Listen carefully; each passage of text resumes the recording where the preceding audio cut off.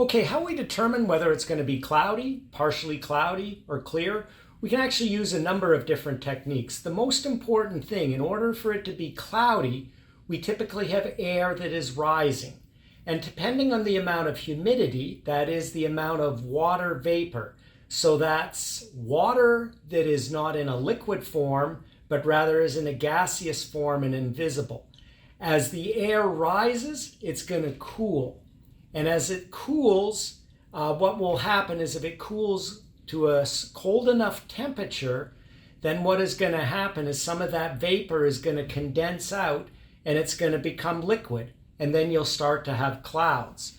So when you look at the forecast in the morning, when you hear the forecasters talk, they'll have used what are called big computer models that take information about the atmosphere and they use what we know about physical processes to predict how that vapor is going to rise and hence determine whether there's going to be a lot of clouds, a little clouds, or no clouds. So it's based on determining the position of fronts. So if we know a cold front is coming, then associated with that cold front, we'll have more clouds and more storminess. So we're just using the information from these big computer programs in order to predict the amount of cloudiness.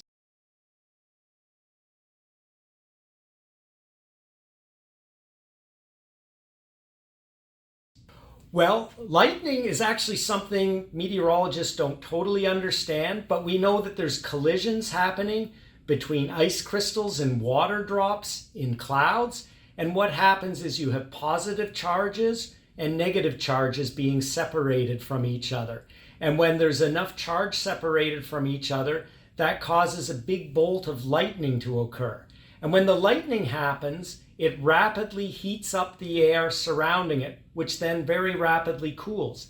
This causes the air to expand and contract very quickly, and that will generate a sound wave that is associated with the lightning from this rapid expansion and then contraction of the air. And actually, you can determine how far you are away from the lightning strike because sound moves at a much slower speed than light.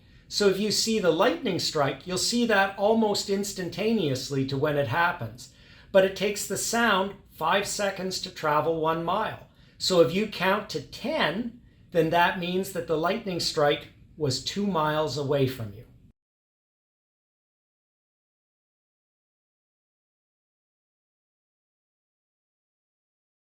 If you hear thunder, you should go inside and go to your safe space, because if you're hearing thunder, you're too close and that lightning strike could hit you. So you're best to go inside and stay to make sure you're away from potentially being hit from that lightning.